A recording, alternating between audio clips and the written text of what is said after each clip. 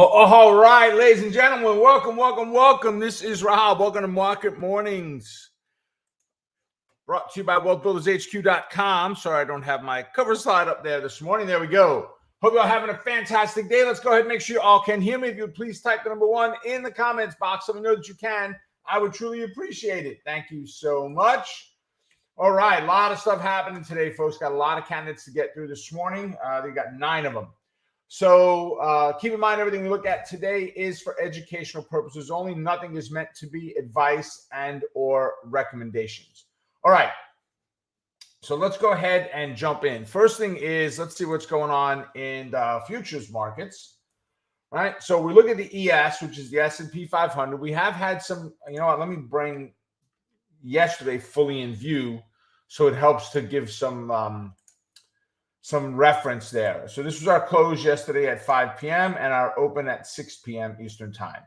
You can see we had a nice sell-off yesterday. We put in that double top, failed big time. We recovered a little bit at the end of the day, but not much, and not surprising. We had a nice climb up. We pulled back again right into about midnight, and then we had a slow move up until we got to about 4 a.m. in the European market. 2 to 4 a.m. is where they really start rocking, and we jumped up. And we pulled back, and we've been sideways on the ES ever since. We're up about 16 points right now from where we closed.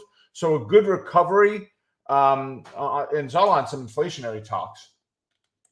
We look at the YM, which is the Dow. We're up 19 points, actually, 36,011, 19 points. So, again, nothing crazy on the Dow. The S&P is up 16 points, right? The NASDAQ, woo! Rocking it, baby. Just rocking it. Tesla having a nice little bounce today, I'm sure helps. So we got a nice climb up on NASDAQ this morning, 125 points on the NQ. The RUT is up about 10 on the Russell 2000. So, again, good steady climb. Nothing crazy shooting straight up in the air, but, hey, I will take it, right? Day in and day out, I will take it, that kind of move. We look at Bitcoin. Kind of sold off a little bit in my BITO position. You could tell. I don't have to look at Bitcoin. I can look at what my video is doing every morning because I check all my positions before we start the day. It just helps to set my mind up of, is there something I have to manage or deal with today based on what I'm seeing in my positions?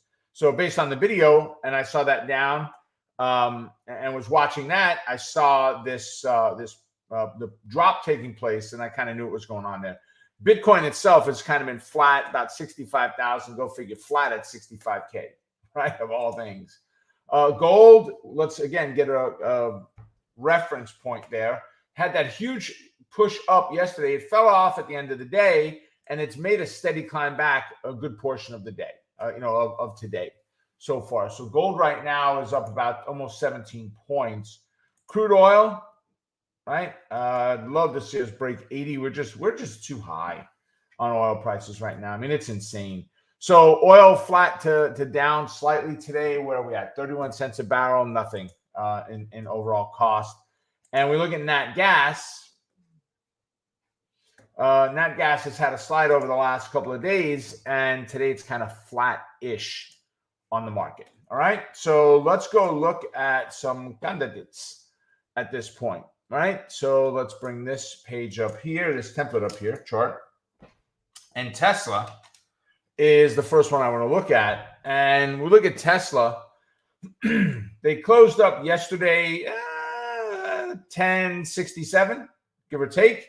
And right now they're at 1101. Why? Well, because he sold off a couple $1 billion worth of shares. I think the market looked at it as, okay, again, the pain is out of the way. We know what it is. It was kind of the Google announcement, right? The pain's out of the way. We know what it is. Boom, chaka-laka-laka. Now it's time to rock, right?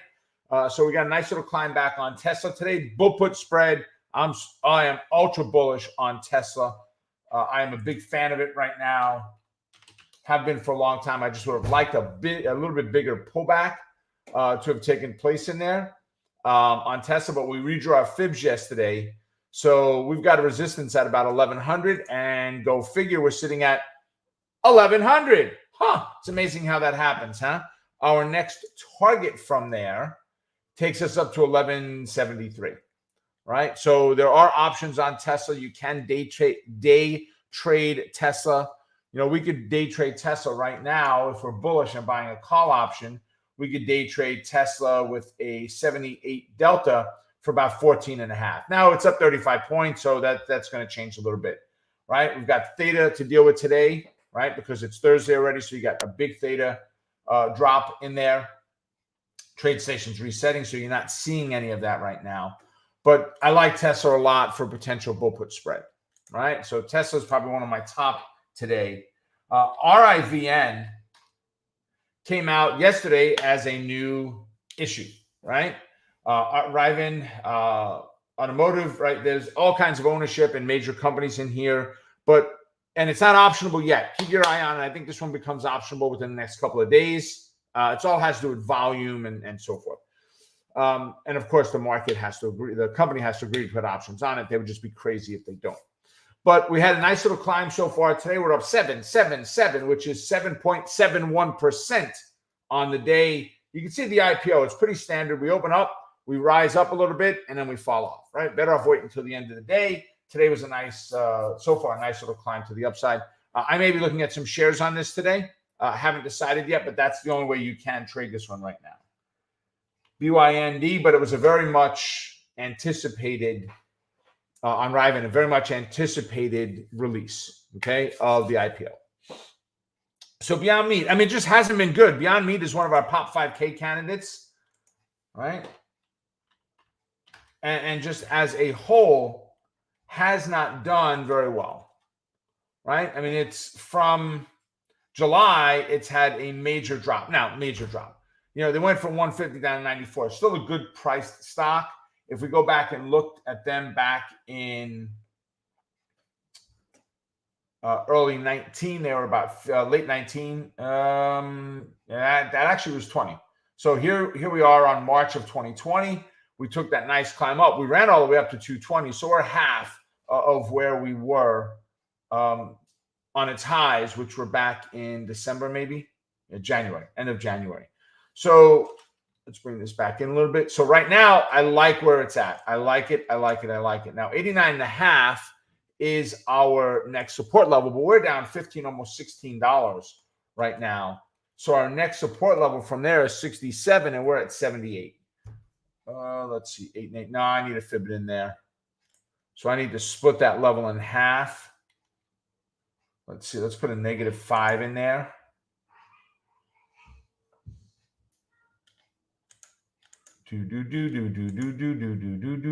Nope, don't have one there. So let's add it. Minus 0.5.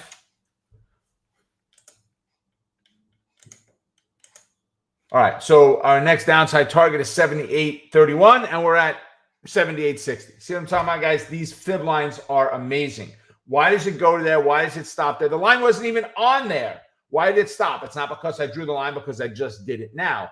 Why do they stop what they do? Because human emotion has your brain sees things that you just don't fully understand. Remember, we might use 10% of our brain's power capacity, and these are things that your brain sees it, but you just don't understand the why behind it, right? It's human emotion on the drops and how they work. So I'm looking at a bear call spread, but I need to be above that $90 level. So 90, 92.50 on a bear call spread is where I'd want to do that on Beyond Meat. All right, SoFi, another big one today.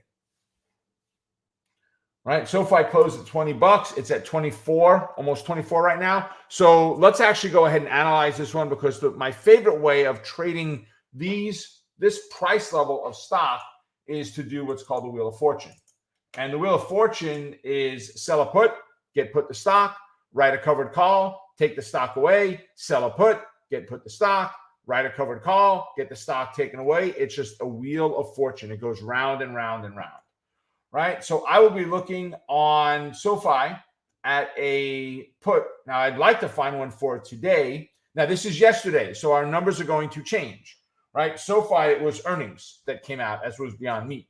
Well, earnings that came out. And I'm going to be looking at SoFi. Here, you know what? Let's do this. Let's get a couple more strikes in there. Let's just go to 30. I'm going to be looking at SoFi as selling a put. So if yesterday we found a delta yesterday of 20 from yesterday's close, it was at $1. That was 19.5. we've moved, let's call it $3.50 we've moved. So that would be 23, right? Is where we're at now. But if we go ahead and we go against us by $3, that gives us 16.5. That tells us that that option is going to be worth roughly 20 cents is what I could sell that for, right? So if I could sell the 19.5, right? If I can get a 20 delta in there and sell that 19.5, 21 delta and get 20 cents for it, I'll take it, right? I like it. You know, one contract, $20, 10 contracts, $200. If they put the stock to me, I'll go ahead and write the covered call. I am not worried about writing the covered call. Go find a 40 delta. And we had one at 35. We'll be looking at about a 39. We'll be looking at about a 39 cent premium on selling that covered call. Like it a lot. Now, could you just go ahead and buy a call option on it? You could. You can do anything you want, right? You can absolutely do anything you want. If we look at, let me do this here. Okay. So on SoFi, we're sitting at 23.72, which puts us right up at this upper fib line in here, right? We definitely need a redraw of fibs on this. SoFi is not one that I really trade, but I do like what they came out with today a lot. Let me see if I can. All right, so I'm going to get rid of those two lines if I can.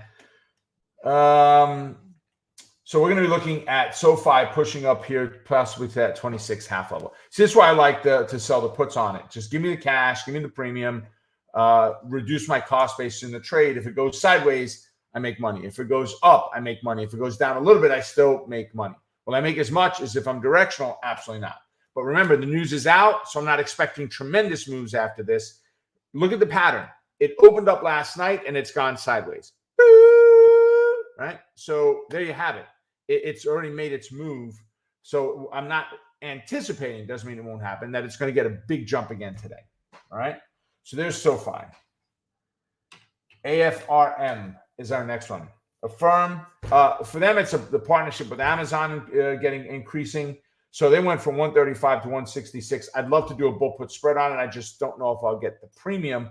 I will be looking potentially at this one for a directional trade because I think this news lingers, right? So I may be looking at this one for a little bit longer term. But if I can get a bull put spread, I'll jump all over it. Actually, let me open the option chain up here because some of these candidates don't have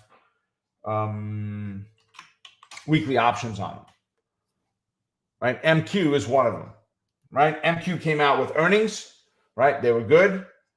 They closed up about 25. We're looking at 29. Same scenario, guys. If I can sell a put on this one, I like the idea of selling the put. What kind of premium could I get? So we've got 250 increments on this. So that's a little bit tougher for me with wanting to sell a put. If I go and look for a 20 delta, I could sell, as of yesterday, the 22 half, I could sell for $1.33, right? And I take on the obligation that someone can put the stock to me at $22.50 while it's trading at 29. Now, yes, we're up $4, so we've got to see where it all opens up this morning, right? But I'm not as excited personally about the ones that do not have weekly options on. HNST, which is honest. So they closed up about $8.90. We'll call it $9. They're at $9.80. They got about $1 move to the upside. Once again, only a weekly option, a monthly options available on them, and there are 250 increments. So unless I can get a good credit spread on this one, I would not be excited about taking this one as an option trade. But because of the price is why I added it in. If you like this company, there's some potential there. The stock is not an expensive stock. And could you write covered calls on it? You could. It's a $9 stock. You're not getting huge premium. If I were doing this trade right now for the next 8 days and I were doing covered calls, right, I would go ahead and I'd buy the stock at the $8.91 and I would sell the $10 calls at 43 cents, right? And if I could get 43 cents and, granted, could they take it away at $10? Yes, but I made the 43 cents plus the 19 cents on the difference of where I bought the stock and where I would sell the stock. So I would be fine with those numbers, personally. That's one of the things I do over and over again is covered calls at the money. So dismal. I mean, well, they look dismal this morning, right? So they closed up about 175. They're sitting at about 164. So what happened with Disney? They came out and said, ooh, we missed. It was earnings, right? Their subscribership grew on their Disney Plus, but they're not hitting the numbers they thought they were going to. This thought that they're going to dethrone Netflix as the leading streaming company is not going to happen, in my personal and humble opinion. I think Netflix is eons ahead of where they are and or where they will ever be, just based on Netflix's plethora of choices of shows you can watch. And to the tune, I don't watch a lot of TV, but I do put on Netflix a lot, and I'll just have a show running in the background on the computer while I'm working here, right? And every day when I turn Netflix on the computer, a new pop-up comes up and says, oh, you might like this show. Hey, you might like, kind of the Amazon thing. You bought something. Hey, based on your purchase history, you may like this thing, all right, that they're offering. I'm going to be looking at a bear call spread on Disney. Let's do some in-depth on it. Guys, drop the symbols in that you want me to take a look at. If any of this is working for you and you're liking it, go ahead and give me a thumbs up. Let me hear it in the chat, folks. Talk to me. Let me know that that what I'm sharing with you is helping. So let's go look at Disney. All right, so let me get a little less time in there. Let's see. Well, I got to see the whole fib, so I guess we're going to need to see all of it.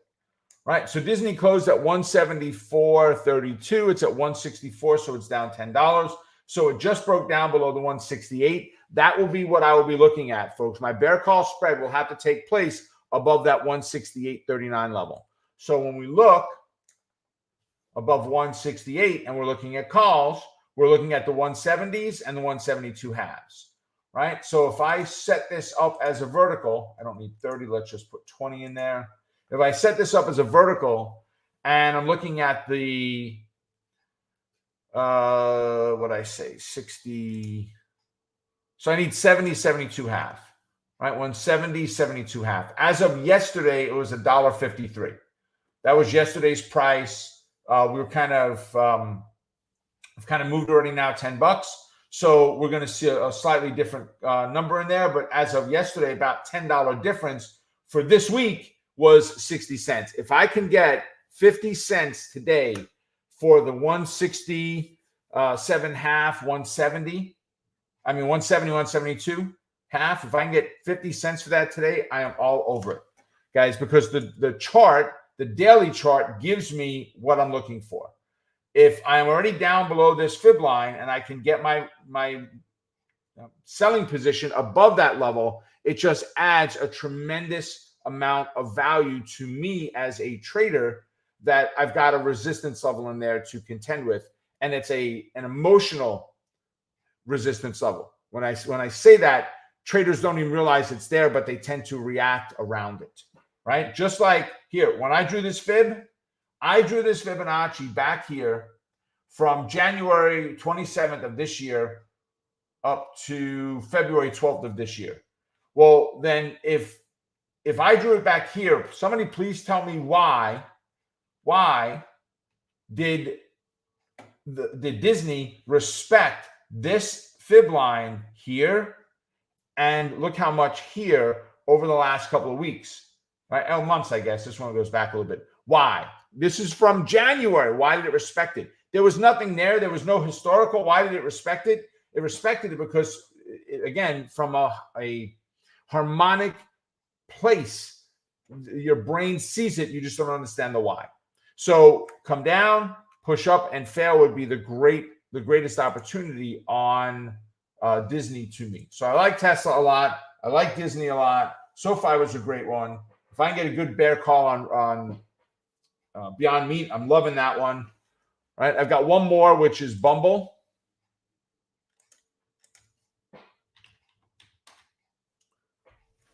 All right, so on Bumble, the only bad thing is there are only monthly options available. So on Bumble, we closed up at 47.5. We're sitting at 39.5 right now. So I'll be looking at a bear call spread on Bumble, right? So let me go and jump over here. We got Baba. Financial Prep is asking. Okay, let's try that again.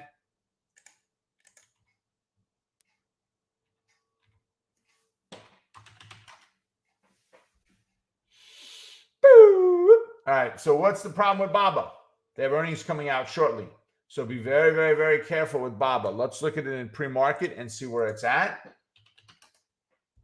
Right now, pre-market, they're about 168. So 168.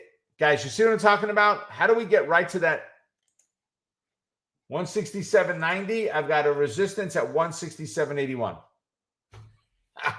I'm telling you, it's like it's voodoo, right? It's magic. It's not magic. It's harmonics. So right now, overall, we were, as of yesterday, in a bearish neutral bias. That puts us to a neutral bias. I wouldn't do anything with it bullish outside of a day trade, and that would have to break the 167.81 financial prep, come back and test on the bounce, and then and only then would I consider anything bullish on it. All right? So, guys, remember, we do this free trade setup every week. We do 2 of them a week is our goal. We don't force it. If we find 2 trades, we put them out. If we only find 1, we only put 1 out. But it's called the zero-line breakout. We got stopped out because of the move yesterday, that CPI that came out. We got stopped out yesterday on our Apple. We were down $214.50. So we're only up $18,947 this year, right? And when I say this year, that's from May 20th, right? So, 5 months, 4 months, whatever it is. We have no open trades right now. I did put a new one out there last night for today. So make sure you go check that out.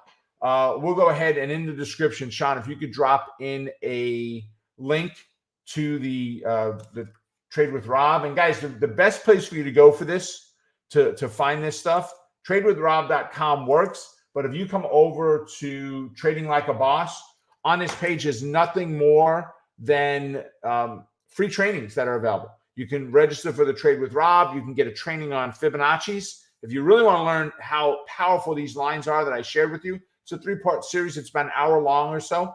And you can learn how fibs work and how powerful they are. And then, of course, we have Power Hour, which you do a free training each and every Monday. So, ladies and gentlemen, with that, we're done. You have a wonderful rest of your day. Make it a profitable one. Stay focused on the quest to becoming a great trader. Keep crushing it. And remember, folks, you're just 1 trade away. Take care, and I will see you tomorrow at the next one. Bye for now.